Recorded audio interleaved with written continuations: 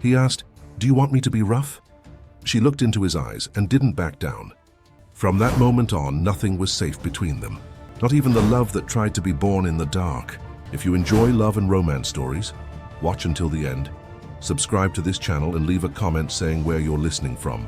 The silence on the top floor of the castle building was almost solid, dense like the air before a storm. Adrian observed the city through stained glass windows that filtered the morning light into golden and red fragments, creating a mosaic of shadows on the black marble floor. New York City stretched beneath his feet like a kingdom that belonged to him, but one he could never truly touch. At 39, Adrian Castle was a man who had learned to live in solitude as others learned to breathe. His labyrinthine penthouse occupied the entire top floor of the building that bore his surname, an empire built on foundations he preferred not to examine too closely. The Castle family businesses had prospered for decades through methods that newspapers called aggressive and competitors whispered were bloody. Silent blackmail, political pressure, forced acquisitions, all were part of the legacy he had inherited from his father, a man who had died without ever showing a gesture of affection. The apartment was divided into 3 distinct wings, each reflecting a fragment of its owner's shattered soul. The first wing had remained locked for 2 years. It was the room where Claire Sullivan had slept during the months she shared her life with him. Claire, the pianist with long fingers and dark eyes who played Chopin as if whispering secrets to the wind. The room remained exactly as she had left. It was sheet music scattered across the unmade bed, perfume still permeating the silk curtains, the grand piano now gathering dust like tears never shed. Claire had discovered the cameras one October afternoon. She had found the monitors hidden in his office, screens that captured her every movement, every breath, every moment of intimacy that he compulsively observed, unable to trust even the woman he claimed to love. The argument that followed echoed through the corridors like a lament. "You don't love me, Adrian," she had screamed, tears cutting furrows in her pale face. "You collect me. You study me. You watch me like a caged animal." And before he could explain, before he could justify his unhealthy need for control, Claire had run to the balcony. The sound of glass shattering as she went through the door still woke him some nights. The second wing was lined with mirrors from floor to ceiling. There, Adrian spent hours observing himself, analyzing himself, trying to decipher the mystery of his own existence. The reflections multiplied infinitely, creating a labyrinth of images where he lost himself, where he confronted the various versions of himself, the ruthless businessman, the orphaned son, the man who had loved and killed, loved with his own hands. The mirrors didn't lie. They showed him the raw truth, a rich and powerful man who no longer knew who he was when he took off his suit. The third wing remained empty, rooms prepared with expensive furniture but never inhabited, like a luxury hotel awaiting guests who never arrived. Adrian kept it ready without knowing exactly for what or for whom. Perhaps it was hope. Perhaps just a reflection of a loneliness that refused to accept itself as permanent. It was on a Tuesday morning, when the light filtered through the stained glass painted the walls in amber tones, that Eve Summers appeared. In his life, she shouldn't have been there. The administrative error that had brought her to the top floor was the kind that would normally result in immediate dismissals. The cleaning company had strict instructions. Mr. Castle's apartment was forbidden territory for new or unspecialized employees. Only the senior team, trained for absolute discretion, had permission to cross those thresholds. But there she was, crouched next to the balcony where Claire had died, scrubbing the railing with precise mechanical movements. Adrian saw her before. She noticed his presence. He was in the corridor connecting his office to the main room when his eyes found that small, concentrated figure. Eve wore the navy blue uniform of the company, her brown hair tied in a low bun that revealed her delicate nape. Her hands, protected by rubber gloves, worked with an efficiency that suggested years of experience in meticulous cleaning. There was something in her posture that immediately intrigued him. It wasn't subservience. It was indifference. She cleaned like someone performing a ritual, without hurry, without anxiety, without the tension most people showed when stepping into his territory. She didn't look around with curiosity or intimidation. She simply did her job, as if the place were just another ordinary office. Adrian remained motionless, observing. Eve was about 20 years old, perhaps a few more. Her tan skin shone slightly, with effort, and when she stood up to reach a higher part of the glass, he could see that she was small, but there was a silent strength in her movements. It wasn't Claire's fragile delicacy, nor the calculated sensuality of the women who frequented his social circles. It was something else, a discreet solidity like a stone polished by time. It was when she turned that it happened. Eve's eyes met his through the reflection in the glass she had just cleaned. For a moment that seemed eternal. They stared at each other through that transparent surface. He expected to see surprise, embarrassment, perhaps fear. But what he found was only a neutral gaze, almost indifferent, before she turned around and continued her work as if nothing had happened. This reaction, or lack thereof, hit him like a punch to the stomach. Adrian was used to provoking reactions in people. Fear, admiration, desire to please, nervousness, something. But Eve Summers had treated him like part of the furniture, like another element of the environment that didn't deserve special attention. And it was exactly this that hooked him.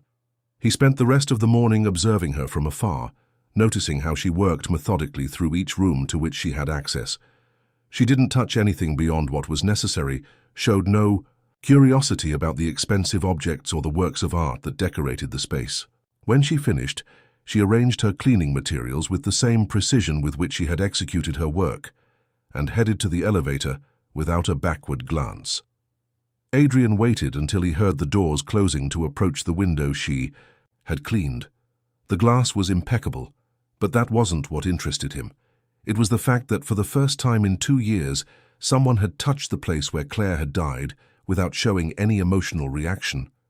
Eve didn't know the story, of course, but even so, her naturalness both disturbed and fascinated him at the same time.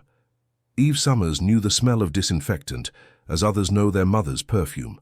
It was an aroma that had followed her since childhood, impregnated in her clothes, under her nails, in the memory of each day worked. At 22, she carried on her back the responsibility of supporting Grandma Connie, the only family she had left after her mother decided that motherhood was too heavy a burden to carry. The error that had taken her to Adrian Castle's apartment should have resulted in her immediate dismissal. Eve knew this when she stepped into that elevator and saw the top button light up under her fingers. The company Clear Solutions had strict rules, and an employee with only 3 months in the company should never have access to VIP clients. But the supervisor had gastritis, the senior employee had called in sick, and Eve found herself with a list of addresses and instructions to handle the situation without creating problems. Problems were something Eve avoided like broken glass on the floor. She had grown up learning to be invisible, to perform her tasks without attracting attention, to survive in the spaces she was allowed without questioning the limits. Grandma. Connie had taught her early that people like us can't afford to dream big. It was a pragmatic philosophy, born from decades of cleaning other people's houses and raising a granddaughter in a world that had always made clear what her place was. But there was something that neither her grandmother nor anyone else knew about Eve. She wasn't called Eve Summers. That name had been carefully constructed 3 years ago, when she needed to disappear from her previous life, like someone erasing their own footprints in the sand. Eve Maria Sanders was the name on the birth certificate, but Eve Sanders had symbolically died one December night when she discovered that some prisons don't have bars, only men who believe they have the right over a woman's body and soul. Adrian Castle's apartment was different from all the places she had ever worked. It wasn't just the obvious wealth, Italian design furniture, artwork that cost more than her entire house, Persian rugs that seemed like pieces of history. It was the silence, a dense, loaded silence, as if the walls kept secrets they preferred not to be discovered. Eve noticed details that other people would ignore. The layer of dust on the piano in the locked room. She had tried to open it, but the door had resisted. The fact that all the mirrors in one of the wings were covered with sheets, as if reflecting were a sin. The empty rooms, furnished but never inhabited, like sets for a movie that would never be filmed. And mainly, she noticed his presence. Adrian, Castle observed. Eve felt the weight of that gaze even when she pretended not to notice. It wasn't new to her. Men always looked, always evaluated, always presumed they had the right to do so. But there was something different in the way he watched her. It wasn't obvious lust or predatory interest. It was curiosity, as if she were a puzzle he needed to solve. When their eyes met through the reflection in the glass, Eve felt a shiver she couldn't classify. It wasn't fear. She knew fear intimately and knew that wasn't it. It was recognition, perhaps. Like when two creatures of the same species meet in the jungle and instantly know they are neither prey nor predator to each other, but something more complex. She finished the work that day as she finished all others, with silent efficiency and a sense of mission accomplished.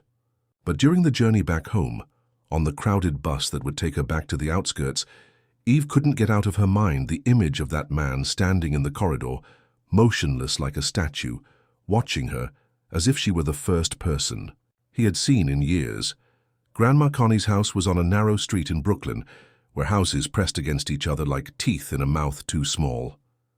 It was there that Eve returned every night, where she shared the tiny room with the woman who had raised her, where she counted every dollar to ensure there would be food on the table and medicine for the high blood pressure that insisted on punishing her grandmother's tired heart. "How was work today?" asked Connie when Eve arrived, already preparing dinner in a kitchen that barely fit two people. At 73, the grandmother still insisted on taking care of the house, as if stopping moving meant accepting defeat.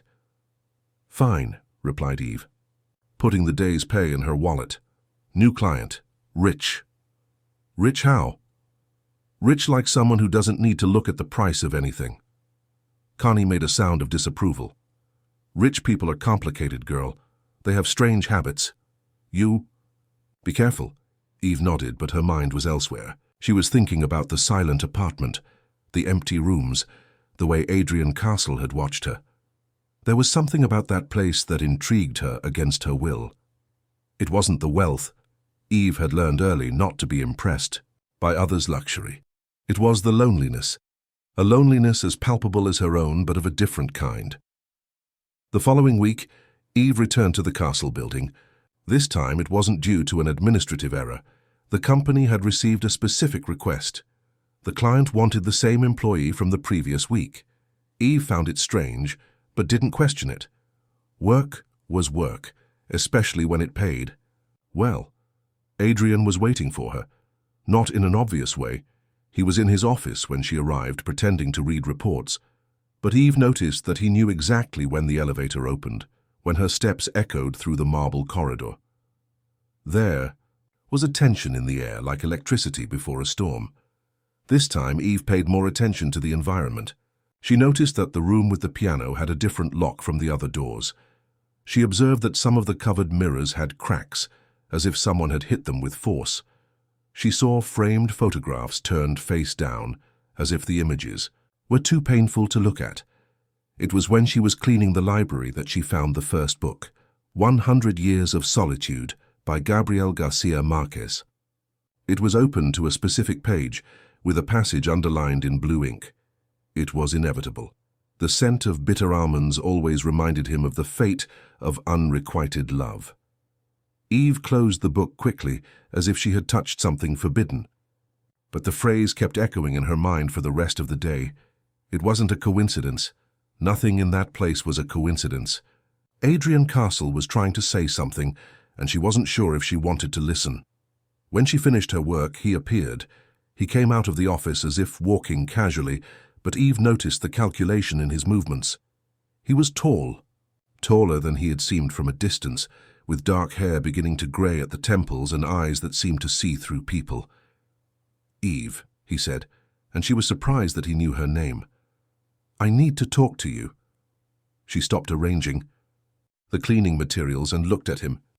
"Is there a problem with my work, Mr. Castle?" "No." The answer came quickly, almost urgently. "On the contrary, I want to make a proposal." The word proposal, coming from Adrian Castle's lips, made Eve involuntarily stiffen. She knew proposals. She had received some over the years, all disguised as opportunity, all carrying a price she wasn't willing to pay. Powerful men had a particular way of offering things, always with the silent expectation that payment would come in forms that didn't involve money. "What kind of proposal?"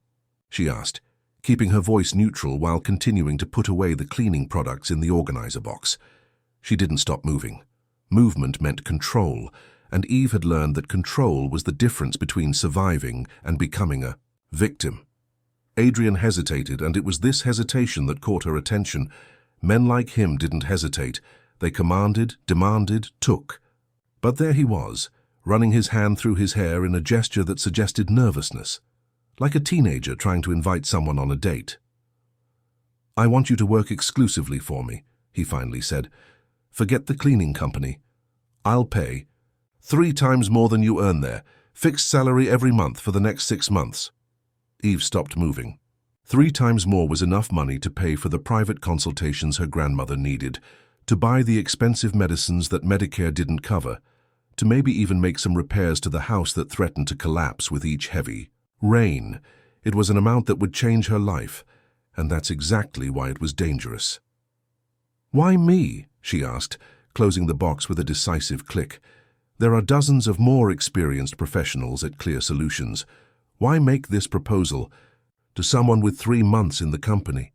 Adrian approached, and Eve noticed that he moved like a predator, silent, calculated, always keeping the right distance not to scare the prey, but close enough to attack if necessary. "You're different," he said, and there was something in his voice she couldn't decipher. "You work well, you don't ask unnecessary questions, you don't touch what you shouldn't." "And what shouldn't I touch?" The question came out more direct than Eve intended, but she didn't regret it. If she was going to refuse the proposal, and she already knew she was going to refuse it, at least she wanted to understand the game they were playing. Adrian smiled, but it wasn't a happy smile. It was the kind of smile wolves give before showing their teeth. "Intelligent women ask the right questions," he said. "You just asked one. And what's the answer?" "The answer is that we all have rooms we prefer to keep locked, Eve. You should understand that better than anyone." The comment hit her like a slap. How could he know? How could he suspect that she too had secrets, parts of herself that she kept carefully hidden? Eve felt her pulse quicken but forced her face to remain impassive. "I don't know what you're talking about," she lied. "Of course you do." Adrian took another step, and now he was close enough for her to smell his perfume. Something expensive and masculine that contrasted with the smell of disinfectant that always accompanied her. "The question is, are you interested in the proposal?" Eve picked up the box of materials and headed to the elevator. "No," she said without looking back, "I'm not interested." She pressed the elevator button harder than necessary, praying for the doors to open quickly. She could feel Adrian's eyes burning into her back, could practically hear his thoughts reorganizing, recalculating the strategy. "Everyone has a price, Eve," he said, as the doors began to open. "What's yours?" She entered the elevator and turned, to face him one last time. "I'm not for sale, Mr. Castle. Some people still aren't." The doors closed before he could respond, but Eve saw the flash of surprise in his eyes. Surprise and something else. Renewed interest, as if her refusal had been exactly what he was expecting. During the trip back home, Eve tried to convince herself that she had done the right thing.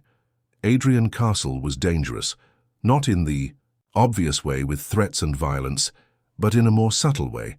He was the type of man who collected people like others collected art, who studied weaknesses like a military strategist, who offered salvation with one hand while preparing the chains with the other.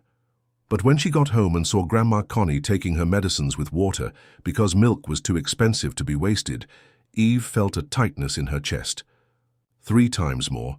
It was enough money to change everything. "What's that face, girl?" asked Connie, noticing her granddaughter's expression. "Did something happen at work?" "Nothing much," replied Eve, sitting at the small kitchen table. "The client made a proposal for fixed work." Her grandmother's eyes lit up. "What kind of fixed work?" "Exclusive cleaning. Good salary. Very good." "And you didn't accept?" Connie's voice carried disbelief. "Girl, have you lost your mind?" "An, opportunity like that—" "Grandma, you don't understand. This man, there's something wrong with him, with the whole situation." Connie sighed. the tired sound of someone who had lived long enough to know that the world rarely offers gifts without something in return. Eve, listen to what your old grandmother is going to tell you. Rich men always have something wrong with them. It's part of being rich. The question is, will what's wrong with him hurt you or just bother you? What's the difference? The difference, my child, is that you can survive the bother. Hurt is another story. Eve slept poorly that night, dreaming of endless corridors and covered mirrors, of books open to pages that told stories she didn't want to read. She woke up before the alarm, sweaty and with her heart racing, remembering fragments of a dream where Adrian Castle watched her through glass that she could never finish cleaning. The next morning, she found an envelope under the door. Her name was written in an elegant, masculine handwriting. Inside was a card with just a phone number and a sentence. The proposal still stands. The price is also negotiable. Eve tore up the card but kept the pieces. She didn't know why, but something told her that this wasn't the end of the conversation. It was just the beginning of a game whose rules she didn't yet fully understand, but in which she was already playing, whether she wanted to or not. A week passed since Eve had torn up Adrian Castle's card, but the fragments of paper remained at the bottom of her drawer, like pieces of a promise she didn't know if she wanted to keep or forget. The routine had returned to normal. Different houses each day, different families, different dirt, but always the same smell of disinfectant and the same feeling of invisibility that protected her like armor. It was on a rainy Thursday when she was cleaning a lawyer's office in downtown that she noticed for the first time that she was being watched. It wasn't paranoia. Eve had developed a keen instinct for this sort of thing over the years. It was a physical sensation, like an itch between her shoulder blades, a tingling on the back of her neck that indicated strange eyes fixed on her movements. She was wiping the window glass when she saw the reflection. An elegant woman sitting in the cafe across the street, pretending to read a magazine, but with her eyes fixed on the building where Eve worked. Perfectly brushed blonde hair, expensive clothes, erect posture that screamed privileged education. Eve watched her for a few minutes, noticing that the woman constantly checked her watch as if timing something. When Eve finished her shift and left the building, the woman had disappeared, but the feeling of being watched continued throughout. The entire journey back home like a shadow that refused to be left behind. 2 days later, the woman appeared again. This time at the supermarket near Eve's house, in the checkout line right behind her. Eve pretended to look for something in her purse to observe her from a glance. Up close, she was even more impressive. Perfect skin, discreet but professional. Makeup, jewelry that cost more than Eve earned in a year. But there was something in her eyes, a controlled agitation that didn't match the exterior elegance. "Excuse me," said the woman, as Eve was leaving the supermarket, carrying 2 light bags. "Aren't you Eve, the one who works for Clear Solutions?" Eve stopped, all the muscles in her body instantly tensing. "Who's asking?" The woman smiled, and it was a warm, almost maternal smile. "I'm sorry if I scared you. My name is Isabella Winters. I'm a mutual friend of Adrian Castle." The name dropped like a stone in Eve's stomach. "I don't know what you're talking about." "Of course you do," Isabella approached, completely ignoring Eve's obvious discomfort. "Can I buy you a coffee? There are some things we need to talk about." "I have nothing to talk about with you," Eve replied, starting to move away. But Isabella followed her, maintaining the same understanding smile that didn't reach her eyes. "Eve, please. I know Adrian made you a proposal. I also know that you refused, and I know that you're being smart in doing so." Isabella stopped walking and lightly touched Eve's arm. "But there are things about him that you need to know, things that can keep you safe." The word safe made Eve hesitate. It was exactly the kind of word that dangerous people used when they wanted to seem protective. But it was also a word she couldn't completely ignore, not with the ghosts of the past still whispering in her ears. 5 minutes, Eve finally said, "at the corner cafe, and then you leave me alone." The cafe was small and almost empty at that time of the afternoon. Eve chose a table near the exit, with her back to the wall, where she could see the entire entrance. Old habits were hard to break, and the need to always have an escape route was engraved in her DNA like a birthmark.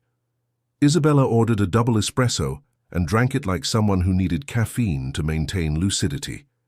Eve ordered only a glass of water and waited, observing every micro-expression on the face of the woman in front of her. Adrian and I were close for 4 years, Isabella began, spinning the empty cup between her fingers. Engaged, to be precise. The wedding was scheduled for last December. What happened? Eve asked, though she wasn't sure if she wanted to know the answer. Claire Sullivan happened. The name came out like a painful sigh. The pianist. He met her at a concert and decided he was in love. Cancelled our wedding 3 weeks before the ceremony to live a great romance with her. Eve remembered the dust-covered piano, the locked room. And where is she now? Isabella laughed, but it was a bitter sound without humor. Dead. Suicide. She threw herself from the balcony of his apartment. Want to know why? Eve didn't answer, but she didn't get up to leave either. Because Adrian Castle doesn't know how to love without possessing. He installed cameras throughout the apartment to monitor her every movement, recorded phone conversations, followed her when she went out alone. He said it was love, protection, but it was pure obsession. Isabella leaned over the table, her eyes shining with a disturbing intensity. Claire discovered it and couldn't take it. She preferred death to life in a golden prison. The words echoed in Eve's mind like funeral bells. Suddenly, Adrian's obsessive need to control and monitor made painful sense. It wasn't sadism, it was terror. Terror of waking up one day and finding another person he loved dead. "Why are you telling me this?" asked Eve, struggling to keep her voice steady. "Because you remind me of her. Claire was also of humble origin, also strong, independent, also thought she could handle him." Isabella extended her hand across the table, almost touching Eve's fingers. "And because Adrian is obsessed with you now, I can see it in his eyes. It's the same obsession he had for Claire." "How can you know that?" "Because I've known him for 15 years. Because I still love him despite everything. And because he sought me out yesterday asking about you, your past, your family, your secrets." Isabella smiled again, but this time it was a sad smile. "He always investigates the women who interest him. It's a compulsion." Eve felt the blood freeze in her veins. If Adrian was investigating her past, it was a matter of time until he discovered that Eve Summers hadn't existed 3 years ago, until he discovered who she really was and what she was running from. "What do you want from me?" she asked, deciding to get straight to the point. "I want you to help him heal," said Isabella, and for the first time she sounded completely sincere. "And I want you to help me win him back. I know it sounds crazy, but I love that man. I love the man he was before Claire, before all this unhealthy obsession. And how exactly would I do that? Accept his proposal, enter his life, but not like Claire did, submitting, letting herself be possessed. Enter as an equal. Show him that true love doesn't need chains." Isabella opened her purse and took out a business card. "When you need me, and you will need me, call me. I can protect you from him when things get too intense." Eve took the card, more by reflex, then intention. Dr. Isabella Winters, Mind Health Rehabilitation Clinic. Underneath, in smaller letters, specialist in obsessive disorders and dysfunctional relationships. "You're a psychiatrist," Eve stated. "I am, and I can help you both." Isabella stood up, leaving some bills on the table. "Think about what we talked about, Eve. Adrian needs help and you need protection. We can help each other." Eve remained alone at the table for long minutes after Isabella left, spinning the card between her fingers. There was something fundamentally wrong with that conversation, some game being played that went beyond appearances, but there was also truth in the psychiatrist's words. She could feel it. When she finally got home, she found Grandma Connie lying on the sofa, paler than normal. "Grandma, what happened?" "Nothing much, girl, just a spell. It's past now." But Eve saw her grandmother's hands trembling slightly, saw the cold sweat on her forehead despite the cool day. She also saw the pharmacy bill forgotten on the table, expensive medicines that ate up half their monthly income. That night, Eve took the torn fragments of Adrian's card from the drawer and put them on the bed. 3 times more. Enough money to take care of her grandmother, to ensure she had the necessary medications, the exams she needed to do. But at what price? Eve looked through the small window of the room, at the city lights that blinked like terrestrial stars. Somewhere out there, Adrian Castle was in his labyrinthine apartment, perhaps in the room of mirrors, looking at his own reflections and thinking of her. And somewhere else, Isabella Winters was planning moves on a board that Eve didn't yet fully understand. She picked up the phone and dialed the number she had memorized even after tearing up the card. Her fingers hesitated over the call button. One call would change everything. It would put her on a road from which there might be no return. But when she looked at her grandmother sleeping on the sofa, breathing with difficulty, Eve knew she had no choice. Some battles needed to be fought even when victory seemed impossible. She pressed the call button. The phone rang only twice before Adrian's voice echoed from the other end. Eve. It wasn't a question. He knew it was her, as if he had been waiting for the call for days. "Are you still interested in the proposal?" she asked, getting straight to the point. Eve had no patience for games that night, not with her grandmother, breathing with difficulty in the next room. "I've always been interested," he replied, and she could hear something that sounded like relief in his voice. "When would you like to start?" "Tomorrow, but I have conditions." There was a pause. Adrian Castle probably wasn't used to receiving conditions, especially not from employees. "I'm listening. I work Monday to Friday, 8 hours a day, no weekends, no extra hours without prior notice, and no—" Eve hesitated, looking for the right words. "No expectations that go beyond cleaning work." Agreed. The answer came too quickly, as if he already knew exactly what she was going to ask. "Anything else?" "Weekly payment, in cash." Also agreed. "I'll expect you tomorrow at 8 in the morning." Eve hung up the phone and stared at the device for long minutes, as if she could undo the call through willpower. There was something in the ease with which Adrian had accepted her conditions that bothered her. Men like him didn't yield without reason, which meant he already had some plan in mind, some strategy that made the concessions irrelevant. The next morning, Eve arrived at the castle building wearing the same navy blue uniform she had worn on previous occasions. If she was going to work for him, it would be on her terms with her clothes, maintaining the professional distance that the situation required. At least that's what she told herself as the elevator slowly rose to the top floor. Adrian was waiting for her in the entrance hall of the apartment, dressed in a dark suit that probably cost more than she would earn in 6 months. But there was something different about him that morning, a contained energy, like a feline that had just spotted an interesting prey.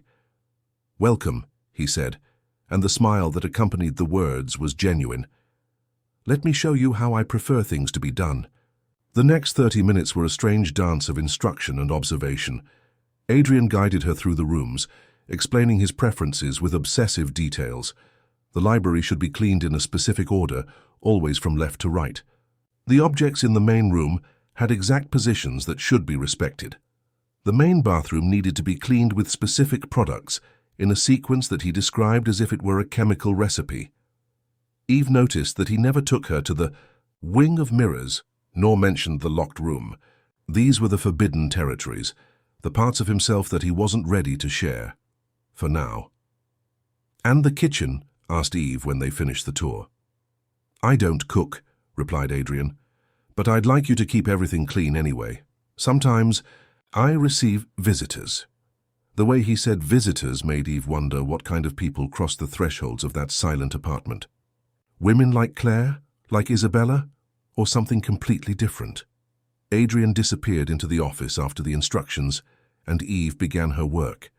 But this time, there was a subtle difference in the atmosphere of the place. She could feel his presence even when she didn't see him, as if the walls had acquired the ability to observe. It was an uncomfortable feeling, but not completely unpleasant, like being the focus of too intense attention.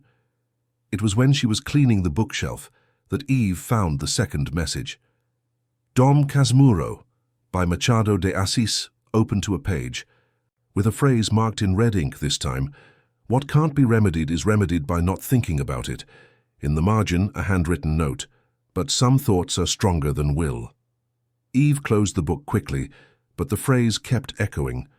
In her mind, Adrian was communicating through the books, leaving messages that only she would find. It was too intimate, too personal, like receiving love letters from a stranger. During lunch, which she had brought from home and ate in the kitchen while Adrian remained locked in the office, Eve tried to understand the dynamics of that situation. She was there out of necessity. The money was real and her grandmother needed the medical care. But something else was happening, a subtle game of approach and retreat that she didn't quite know how to play. In the afternoon, while cleaning, the main room, Eve noticed that Adrian had left the office and was on the balcony with his back to her, looking at the city below.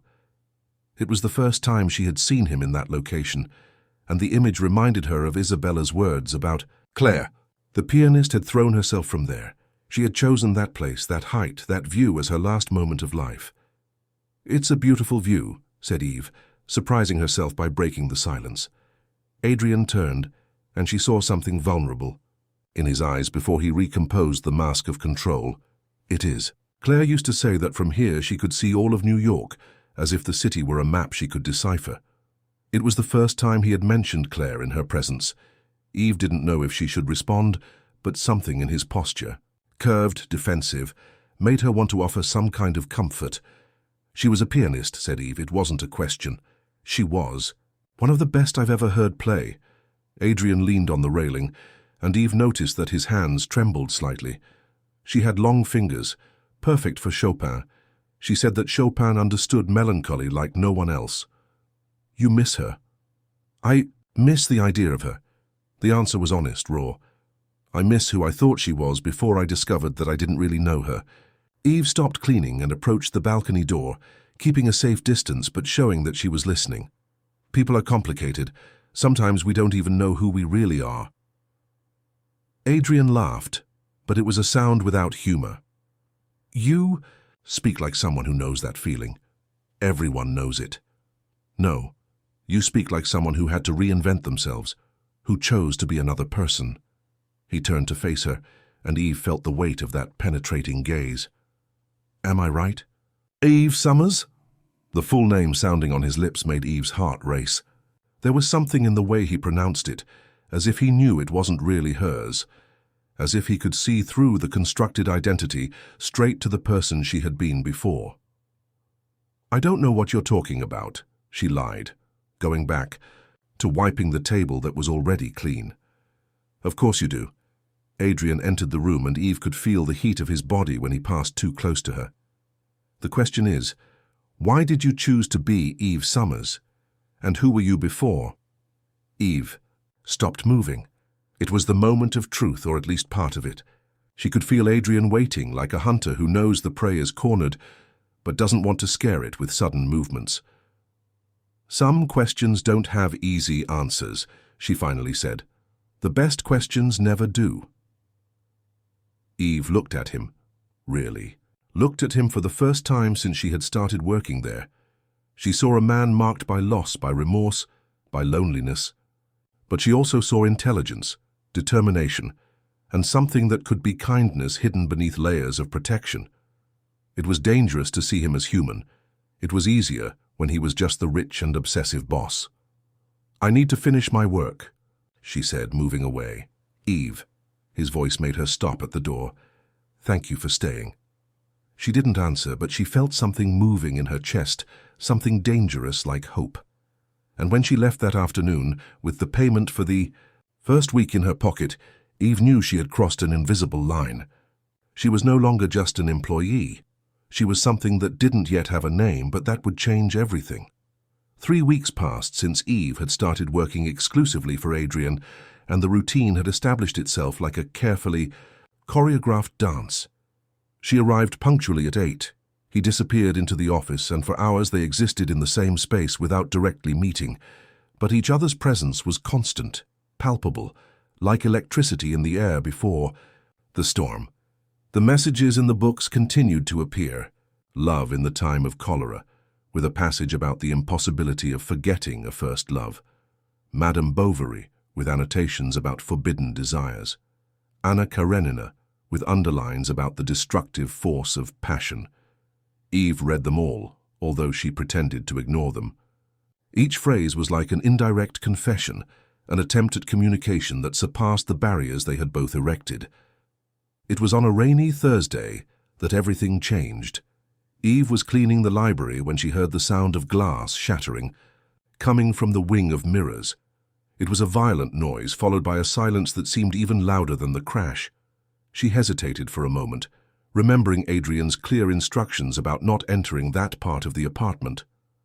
Another sound of breaking glass made her drop the cleaning cloth and run in the direction of the noise. She found Adrian in the corridor of mirrors, with his right fist bleeding and shards of glass scattered on the floor. 3 mirrors had been broken, and the fragmented reflections created a disturbing kaleidoscope of broken images. What happened? Asked Eve, approaching carefully. Adrian looked at her as if he had just awakened from a nightmare. His eyes were glazed, distant, as if he were seeing something she couldn't see. I shouldn't be here, he muttered, looking at his own injured hand as if it belonged to someone else. You're bleeding, said Eve, taking him by the uninjured arm. You need to treat that. She guided him to the main bathroom, forcing him to sit on the edge of the bathtub while she looked for a first aid kit. Adrian let himself be led like a lost child. All the usual arrogance and control evaporated like smoke. Give me your hand, said Eve, opening a sterile gauze. When he extended his injured hand, she could see that the cuts weren't deep, but they bled a lot. This is going to sting a bee. Little, she warned, cleaning the wounds with alcohol. Adrian shuddered but didn't pull back. Instead, he watched Eve's concentrated face as she tended to the cuts with precise and gentle movements. It was the first time they touched, and Eve was aware of every point of contact. Her fingers holding his wrist, the heat of his masculine skin, his vulnerability deposited in her hands. "Why did you break the mirrors?" she asked while bandaging his hand. Adrian remained silent for so long that Eve thought he wasn't going to answer. When he finally spoke, his voice was low, almost a whisper. "Because I saw you in them." "What do you mean?" "In the reflections. I saw you watching me, judging me. I saw Claire accusing me. I saw all the women I hurt, all the mistakes I made." He looked at his own reflection in the mirror above the sink, and Eve saw a deep pain in his eyes. "Sometimes I come here and spend hours observing myself, trying to understand who I am.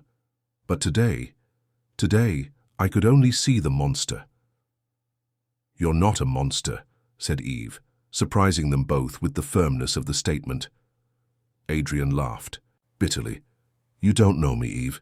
You don't know the things I did to build this empire.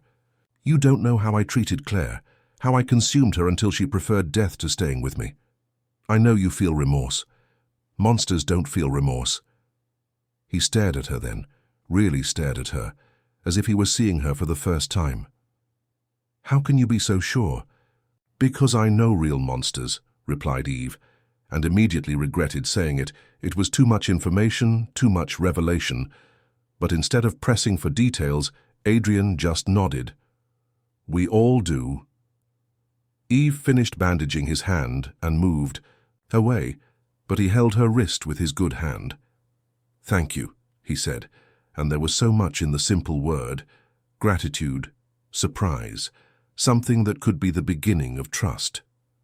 "You're welcome," she replied, trying to ignore the way his touch made her heart race. That night Eve returned home later than usual, with her mind bubbling with contradictory thoughts. She had seen Adrian vulnerable, broken, human. And this humanity was more dangerous than all his arrogance and wealth, because it made her want to console him, heal him, stay. Grandma Connie noticed her agitation immediately. "What's that face, girl? Looks like you've seen a ghost." "Something like that," murmured Eve, throwing herself on the small sofa in the living room. "Grandma, have you ever fallen in love with someone you knew would hurt you?" Connie paused in front of the television, the remote control forgotten in her hand. Why a question like that? Curiosity. "Curiosity from someone who works for a dangerous man," said her grandmother, sitting next to her granddaughter. "Eve, tell me what's really happening." Eve sighed, realizing she couldn't hide forever. "He's not what I thought he was." Or rather, he's exactly what I thought, but he's also other things, and that's confusing me. Rich and handsome men always confuse women's heads. It's part of their strategy.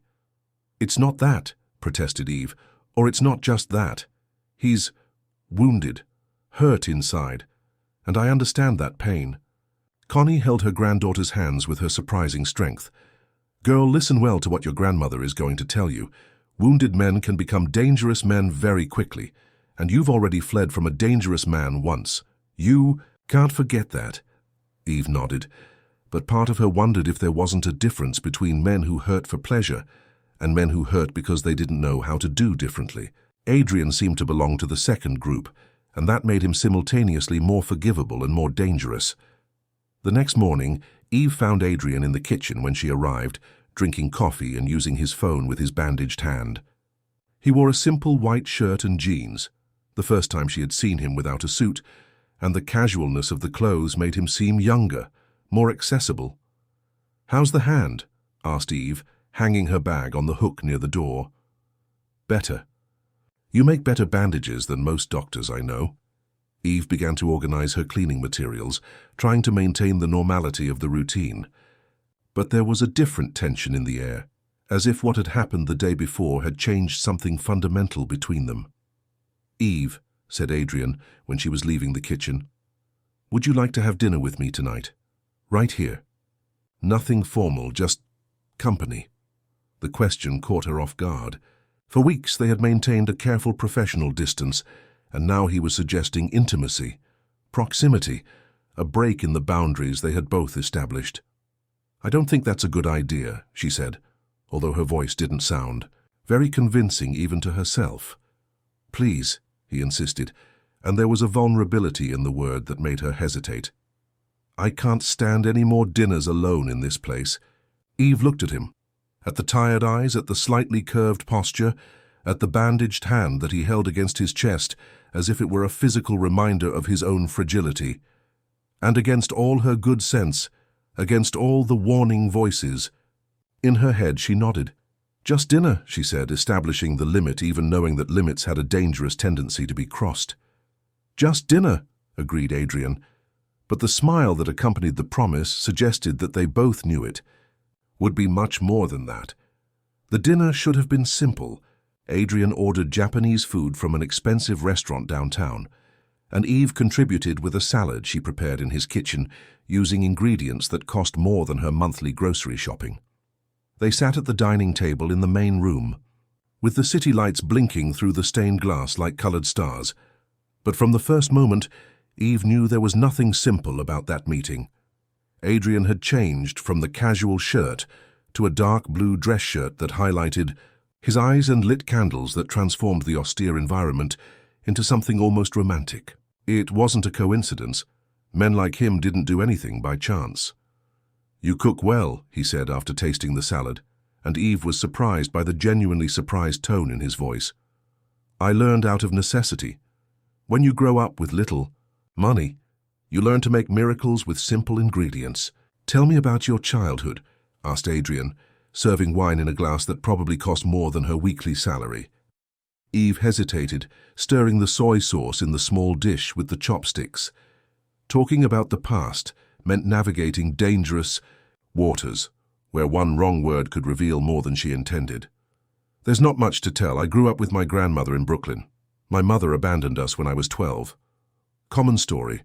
"Nothing about you is common," said Adrian, and there was an intensity in his gaze that made her avert her own eyes.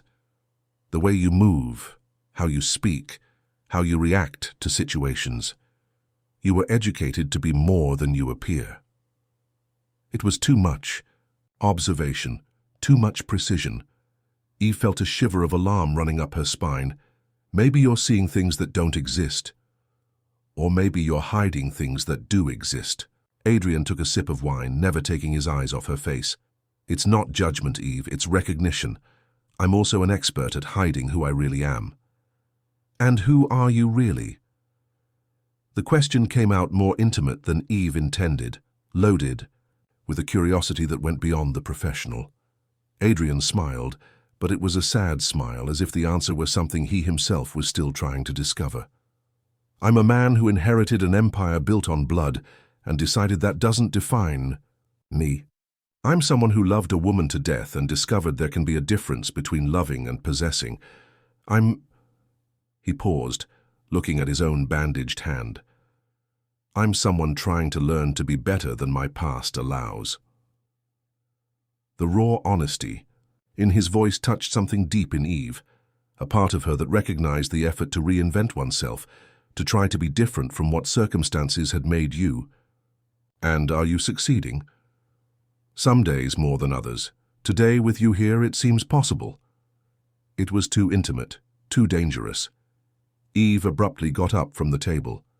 I think I'd better go. It's late. But Adrian got up too, circling the table until he was too close to her. Eve could feel the heat emanating from his body, the masculine scent that she was already beginning to associate with safety and danger at the same time. Don't go yet, he asked, and the low voice had a hypnotic quality. I can't bear to go, back to being alone in this place. Adrian, I know you're afraid, I know you have reasons to be afraid, but not of me. Never of me. He raised his good hand to touch her face, but stopped inches from her skin, waiting for permission. May I? Eve knew she should say no. She knew that touch would change everything, that it would cross a line that could not be uncrossed. But there was so much vulnerability in his eyes, so much silent need, that she found herself nodding almost imperceptibly. Adrian's fingers touched her face as if she were made of crystal that could shatter with too much pressure. The touch was reverent, almost religious, as if he were holding something sacred. Eve closed her eyes, allowing herself to feel the warmth of his palm against her skin, the slightly rough texture of his masculine fingers, the way her own body reacted, betraying all her determination to maintain distance. Eve, he murmured, and the name on his lips sounded like a prayer. She opened her eyes and found him watching her with an intensity that should have frightened her. But instead of fear, she felt something dangerous, like desire unfolding in the pit of her stomach. It was physical attraction, yes, but it was more than that. It was recognition, connection, the feeling that he really saw her beyond the masks and lies. This can't happen, whispered Eve, but she didn't move away from his touch. Why not? Because you're my boss, because we're from different worlds, because... She hesitated, then decided on the partial truth. Because I'm not who you think I am. And I'm not who you think I am, he replied, bringing his face closer to hers until they were sharing the same air. Maybe that's exactly why it makes sense. The kiss, when it finally happened, was inevitable like gravity. It started soft, almost hesitant, as if they were both testing unfamiliar terrain. But when Eve responded, when her lips parted under his, something broke in both of them. Adrian pulled her against him with his good hand, and Eve felt his solid body against hers, the strength contained in his muscles, the desire he was trying to control. She allowed herself to melt against him for a moment, allowed herself to feel what it was like to be desired by a man who didn't see just an employee or a conquest, but a complex and mysterious woman. But when his hands began to explore her back, when she felt his erection pressed against her hip, reality came like a bucket of cold water.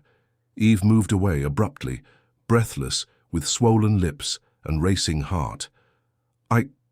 I need to go, she stammered, grabbing her purse with trembling hands. Eve. Wait. Adrian tried to hold her, but she was already heading to the elevator. Please don't run away from me. But Eve was already running, as she always did when things got too intense, too complicated. In the elevator, she rested her head against the cold wall and tried to control her breathing. She could still taste him on her lips, feel the heat of his hands on her skin. She could still hear his voice saying her name, as if it were the most precious thing in the world, and that was exactly what scared her. During the journey back home, Eve tried to convince herself that she could control the situation, that she could continue working for Adrian and pretend the kiss had never happened. But when she got home and saw her own reflection in the small bathroom mirror, lips still swollen, eyes bright, hair slightly disheveled, she knew she was fooling herself. Something had changed irrevocably between them, and for the first time since she had met Adrian Castle, Eve wasn't sure if she was more frightened by the possibility of him discovering her secrets or by the possibility of not being able to live without him anymore. That night, she dreamed of kisses that tasted like red wine and hands that touched her as if she were a rare treasure. She woke up with her body on fire and the terrible certainty that it was already too late to run away. She was falling in love with Adrian Castle, and that could destroy them both. Eve arrived at work the next morning determined to pretend that nothing had changed, but the determination lasted exactly 15 seconds, the time it took to see Adrian standing in the main room, waiting for her with an expression that mixed expectation and vulnerability. He had spent the night awake. It was obvious from the dark circles under his eyes and the wrinkled shirt that suggested he had slept, if he had slept, on the office sofa. "Good morning," said Eve, keeping her voice professional while organizing her cleaning materials with mechanical movements. Eve, the way he said her name carried so much weight that she was forced to look at him. "About last night." "It was a mistake," she interrupted quickly. "We both drank a little. It was a misunderstanding. Let's forget it happened." Adrian approached, completely ignoring the step she took backward. "It wasn't a mistake, and you know that. And I definitely didn't drink enough to use that as an excuse." "Adrian, please. We need to keep things professional." "Professional?" He laughed, but it was a sound without humor. "Eve, there's nothing professional about what I feel for you. And by the way you reacted to my kiss yesterday, I suspect you feel something too." It was true, and they both knew it. But Eve had spent the entire night remembering why romantic involvements were luxuries she couldn't afford, especially not with men like Adrian Castle, who possessed resources to investigate pasts, discover false identities, expose secrets that could kill her. "What I feel doesn't matter," she said, finally finding strength in her voice. "This can't work. We're too different." "Different how?" The simple question caught her off guard. Eve expected him to accept the obvious excuse about social differences, but Adrian was forcing her to articulate exactly why a relationship between them would be impossible. "You're rich, powerful, used to having everything you want. I'm a cleaner who can barely pay her grandmother's bills. I don't need to spell it out." "Money isn't a real difference," replied Adrian, approaching one more step. "Real difference is when two people don't understand each other, don't connect, don't recognize each other. And we recognize each other, Eve, since the first day." He was right, and that terrified her. There was something between them that transcended logic and good sense, a visceral connection that she felt every time they were in the same environment. But connection wasn't enough when you lived under a false identity, running from a past that could reach you at any moment. "I need to work," said Eve, trying to go around him to reach the library. But Adrian gently held her arm, forcing her to stop.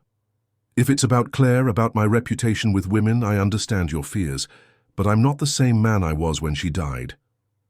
The mention of Claire reminded Eve of the conversation with Isabella, of the warnings about Adrian's obsession, about the cameras and constant surveillance. "Isabella told me about the cameras," she said impulsively, "about how you spied on Claire." Adrian's expression changed instantly, closing like a slammed door. "You talked to Isabella." It was too late to go back.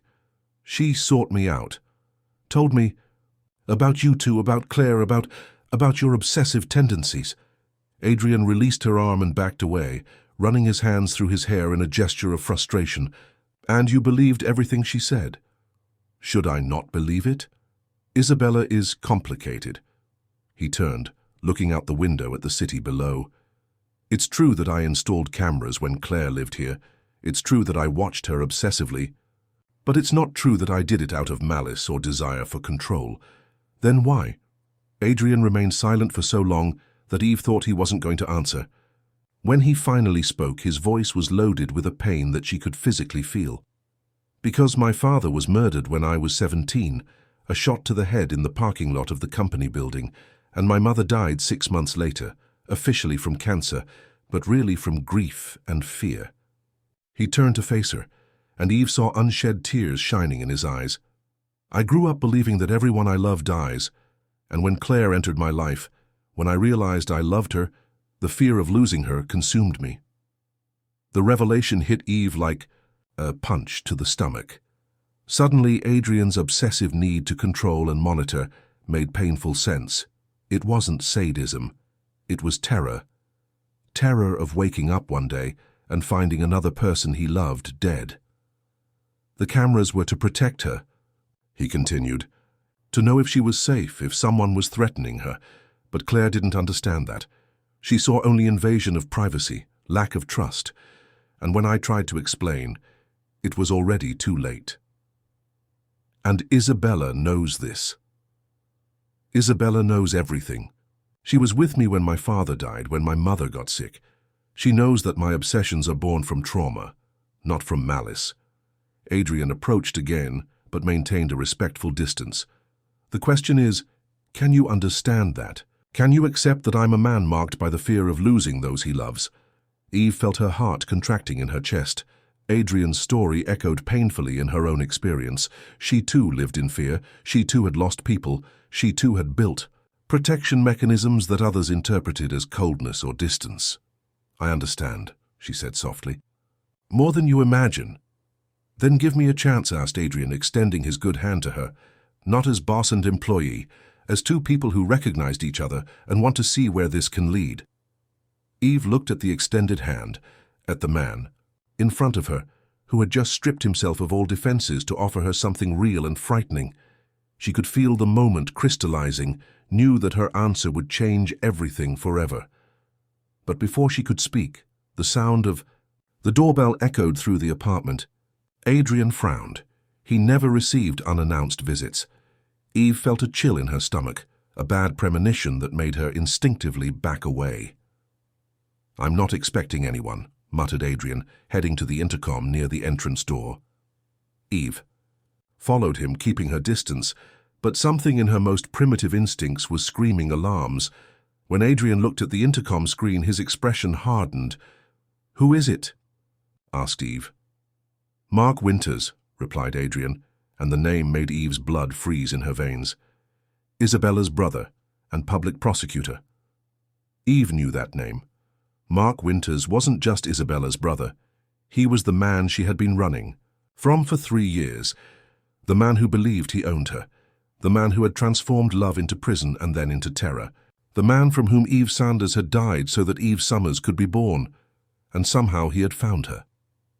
Don't open it, said Eve, her voice coming out as a desperate whisper. Adrian looked at her, noticing the panic in her eyes. Eve, what's happening? Do you know him? But before she could answer, Mark's voice echoed through the intercom, clear and controlled as Eve remembered. Adrian, I know you're there, and I know you're with Eve Sanders. I think we need to talk. The real name echoing in that space was like a death sentence. Eve felt her legs weaken, the world spinning around her. 3 years of care, 3 years of a meticulously built life, shattered in a single sentence. Adrian stared at her, and she saw the exact moment when he understood. Eve Sanders, he repeated slowly, not Eve Summers. Eve nodded, unable to speak, tears finally escaping from her eyes. The game was over. Her past had caught up with her, and now both she and Adrian would pay the price. The silence that followed the revelation of Eve's true name was dense as concrete. Adrian observed her with an expression she couldn't decipher: betrayal, surprise, understanding, or perhaps a mixture of all these emotions. Meanwhile, Mark's voice continued to echo through the intercom, patient but relentless. Adrian, we know you can hear us. Don't make this harder than it needs to be. Eve wiped the tears with the back of her hand, forcing herself to regain composure. She had spent 3 years preparing for this moment, even though she secretly hoped it would never come. Now that it was here, she needed to be strong, not just for herself, but for Adrian, who had been dragged into her nightmare without knowing. Don't open it, she repeated, this time with more firmness in her voice. Please, Adrian, you don't understand who he is. Then explain to me, said Adrian, and Eve realized he was struggling to control his own reaction. Explain to me who Eve Sanders is, and why a public prosecutor is at my door looking for her. Eve looked at the intercom screen, where she could see Mark Winters standing outside like a figure from her nightmares. He remained as handsome as she. Remembered.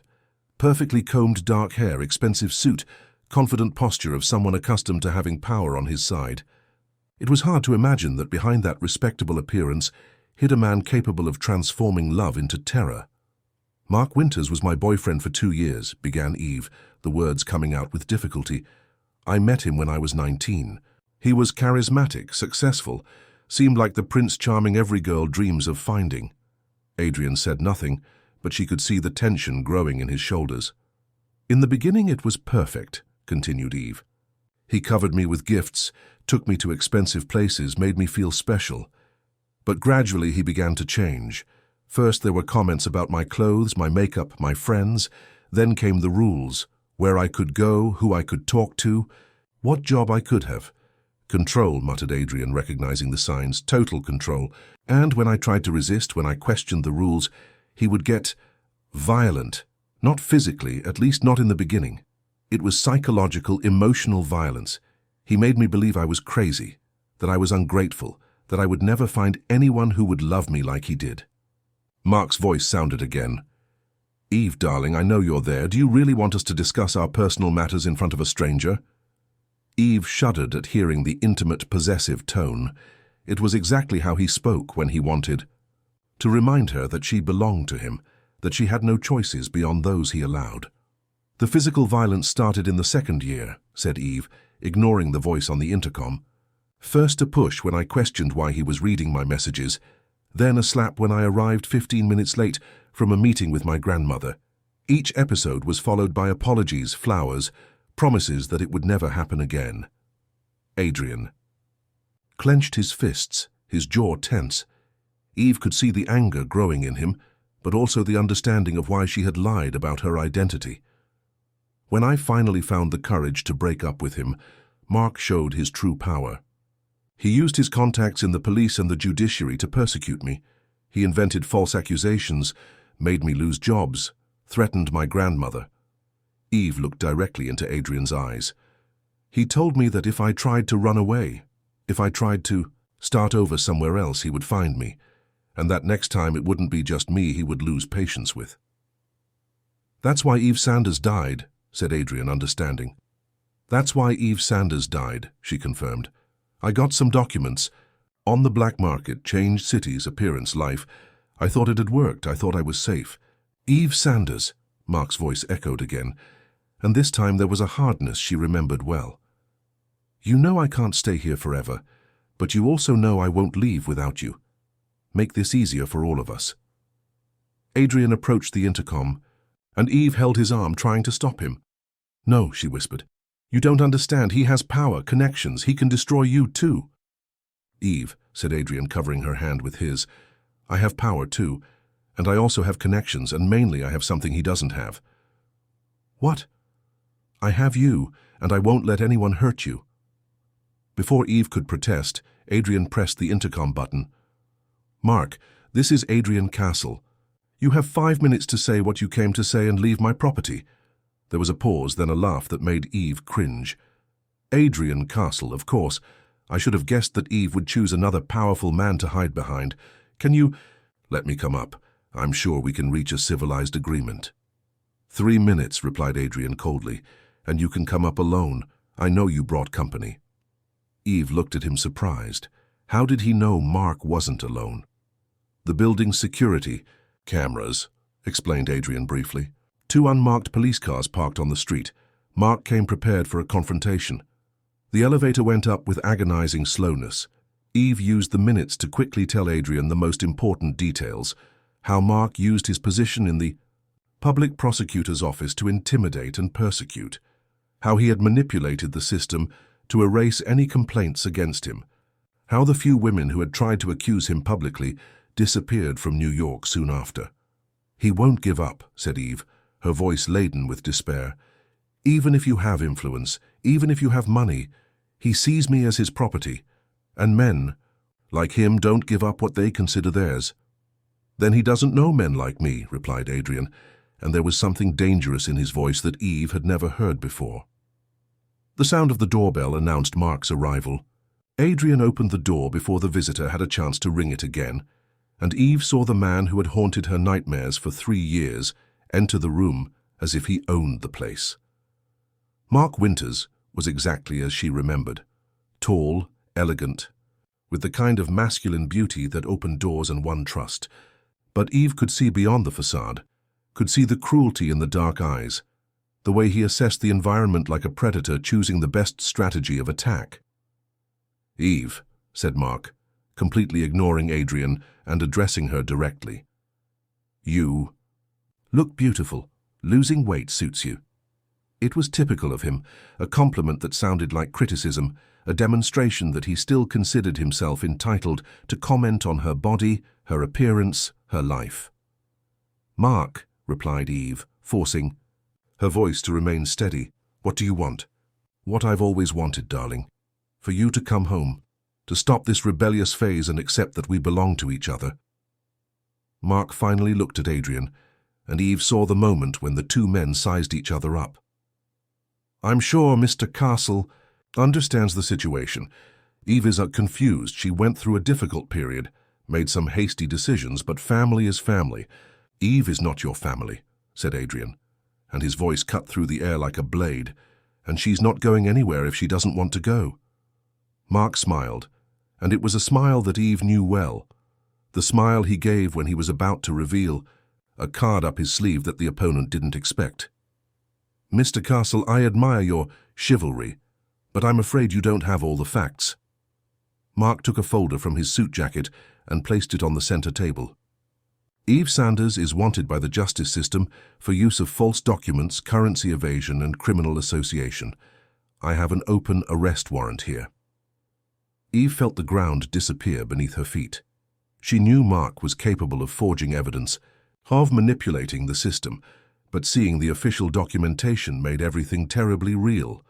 "Of course, as a public prosecutor, I have certain discretion on how to proceed," continued Mark, the smile widening. "If Eve comes with me voluntarily, if she recognizes her mistakes and accepts proper counseling, perhaps we can resolve this without involving the press, without causing scandal for respectable people like you." It was pure blackmail, elegantly, packaged in legal language. Eve looked at Adrian, seeing the internal struggle in his eyes.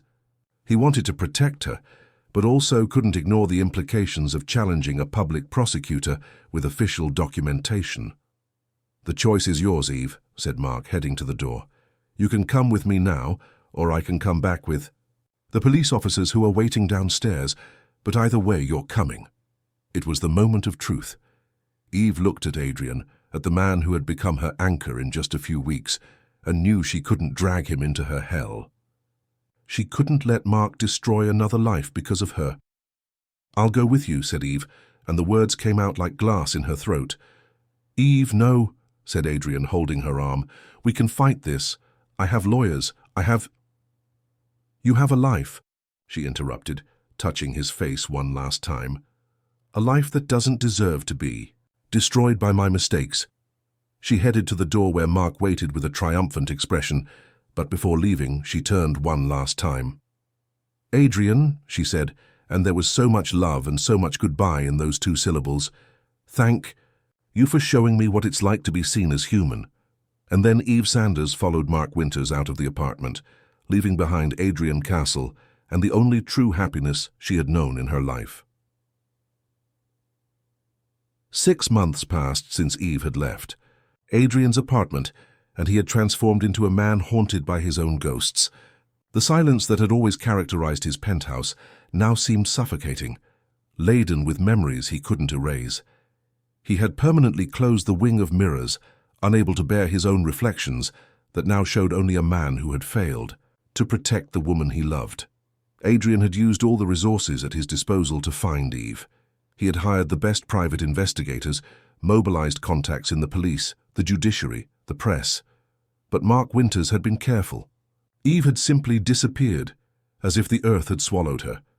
There were no arrest records, no ongoing processes, just silence and the growing certainty that Mark was keeping her hidden somewhere, where no one could find her.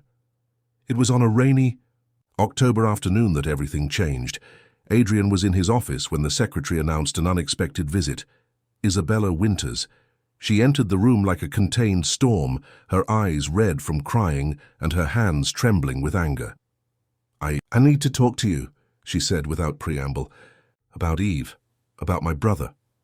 What do you know? Asked Adrian, getting up immediately. I know where she is.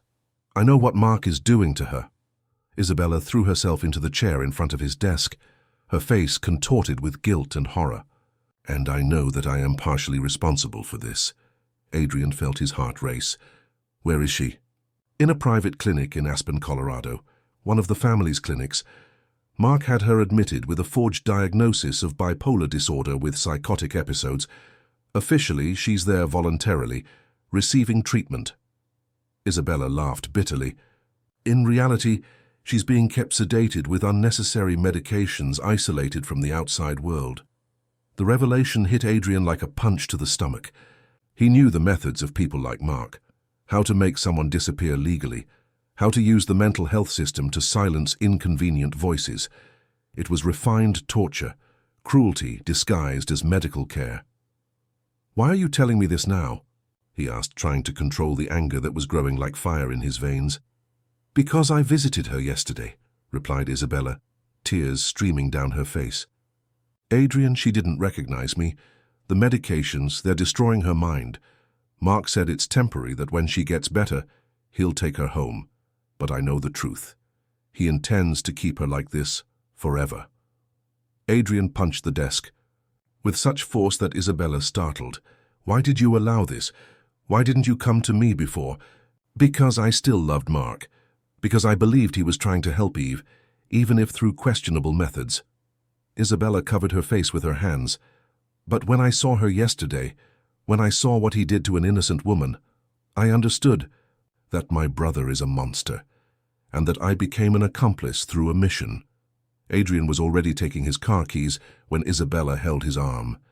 He has security guards at the clinic. He has legal documentation. You can't just invade the place. Then, tell me a legal way to get her out of there.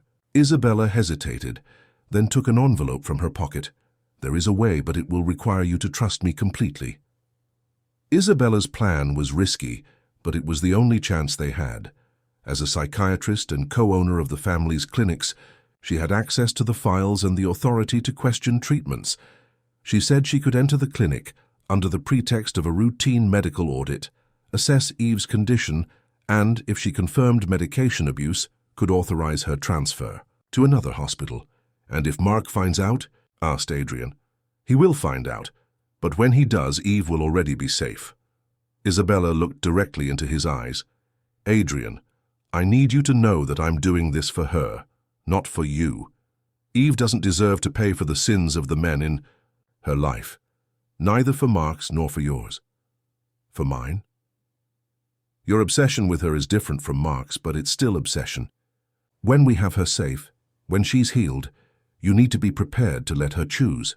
Really choose, without pressure, without financial need, without fear. Isabella stood up. Can you do that? Adrian didn't hesitate. I can. 2 hours later, they were on the road to Aspen, Colorado. Adrian drove in silence, his hands gripping the steering wheel with unnecessary force, while Isabella went over the details of the plan on the phone with contacts at the clinic. With each mile, the anxiety grew like a living creature in his chest. The clinic was a discreet building, hidden among the mountains, with the appearance of a luxury hotel more than a psychiatric hospital. Isabella entered first, using her medical authority to gain access to the files. Adrian waited in the parking lot, each minute seeming like an hour. When Isabella finally came out, her face was as pale as paper. Adrian, she said, her voice broken. She's worse than I imagined. Mark is drugging her with antipsychotics in doses that aren't appropriate for her weight and age. She can barely stand up. Where is she? Room 237, second floor, but Adrian, Isabella held his arm when he headed to the building. Prepare yourself. She may not recognize you. The medications affect short-term memory. Adrian entered the clinic like someone entering enemy territory. He used the visitor ID that Isabella had provided and went up to the second floor with his heart beating like a war drum. The corridor was silent, illuminated by fluorescent lights that created an oppressive atmosphere. Room 237 had a small window in the door. Adrian looked through the glass and felt the world collapse around him. Eve was sitting in a chair near the window, looking outside without really seeing. She had lost weight drastically, her hair was lifeless, and there was a vacancy in her, eyes that broke his heart into pieces. This wasn't the strong and determined woman he had known. This was a shadow, a ghost of what Eve had been. He opened the door slowly, trying not to startle her. "Eve," he called softly. She turned, and for a moment her eyes seemed to focus on him. There was a flash of recognition, a momentary awakening of the person she had been. "Adrian," she murmured, and her voice came out pasty, slurred by the medications. Are you real?" "I'm real," he said, approaching slowly. "I've come to get you." Eve tried to stand up, but her legs gave way. Adrian caught her before she fell, and feeling her fragile body against his was like being pierced by 1,000 blades. He said, "Mark said that you didn't want me anymore, that nobody wanted me." "He lied," whispered Adrian, helping her to sit on the bed. "I never stopped looking for you. I never stopped." "Stopped what?" asked Eve, and for a moment the medications seemed to lose effect, her eyes gaining focus. "Loving you," he finished. "I never stopped loving you." Eve began to cry, silent tears running down her thin face. I thought I had dreamed about you. Everything seemed so unreal." "It wasn't a dream, and you're going to leave here with me. Today." In the Chi. Next 2 hours, Isabella obtained the necessary authorizations to transfer Eve to a real hospital in New York, where she could be properly detoxified from the forced medications. It was a tense process, with calls from lawyers on both sides, but Mark's false medical documentation didn't stand up to the scrutiny of independent specialists. When they finally left the clinic, Eve supported between Adrian and Isabella. The sun was setting behind the mountains. Eve looked at the orange sky and for the first time in months smiled. "I remember you," she said to Adrian as he helped her into the car. "I remember your apartment, the books, the piano covered with dust. And I remember how you cleaned that." "Railing without knowing it was where Claire died," replied Adrian. "I remember how you healed me without knowing I was hurt." Eve's recovery was slow, but gradual. It took weeks for the medications to leave her system completely, and more weeks, still for her to recover her physical and mental strength. Adrian was present at every stage, but kept the promise he had made to Isabella. He never pressured, never demanded, only offered unconditional support. Mark Winters was removed from his position after Isabella presented evidence of abuse, of power and falsification of medical documents. The scandal was contained by the media through legal agreements, but his career was destroyed. It was on a spring morning, 3 months after the rescue, that Eve appeared at Adrian's apartment. She had regained the weight, her hair shone again, and her eyes had the strength he remembered. But there was something different too, a new maturity, forged in suffering but tempered by overcoming. "I came to return this," she said, placing a key on the table in the main room. "The apartment key?" asked Adrian, confused. "You gave it to me when I left the hospital. Said I would always have a place to stay if I needed it."